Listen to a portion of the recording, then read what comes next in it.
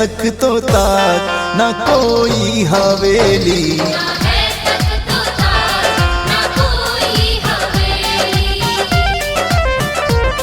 पढ़े मेरे ख्वाजा की उक़बा पहेली, पढ़े मेरे ख्वाजा, पढ़े मेरे ख्वाजा की उक़बा पहेली। ना है तक तो ताज न कोई हवेली।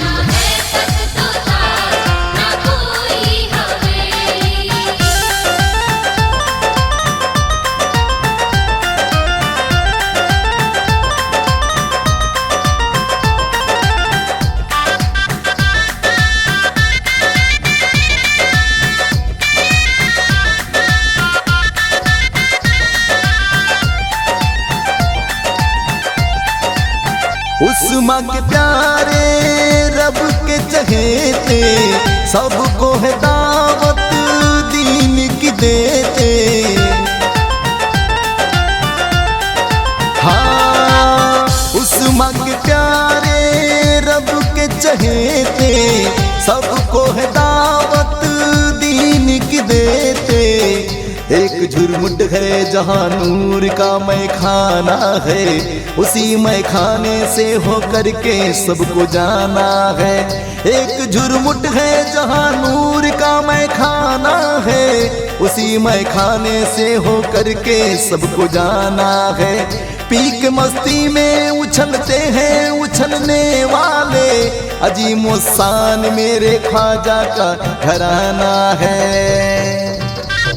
बना ले सखी हमको अपनी सहेली, बना ले सखी,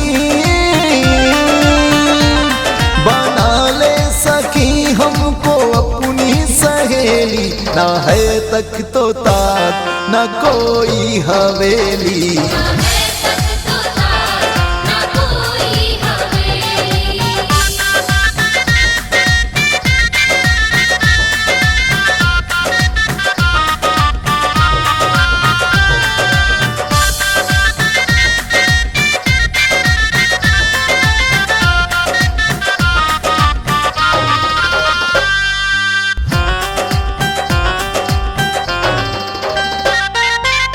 उस माँ के प्यारे दीद हो तेरी, रूए अनवर ईद हो मेरी।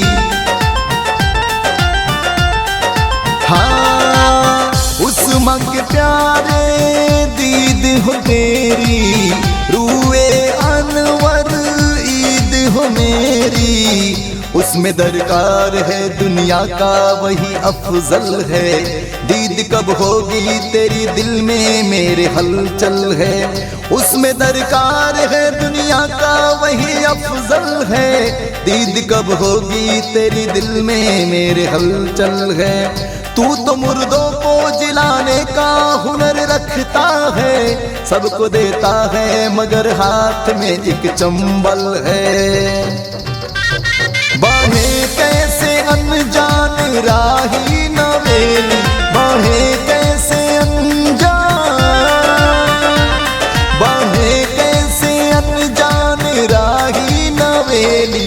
ना है तक तो ताज न कोई हवेली। पढ़े मेरे ख्वाजा की उक़बा पहेली, पढ़े मेरे ख्वाजा, पढ़े मेरे ख्वाजा की उक़बा पहेली। ना है तक तो ताज न कोई हवेली।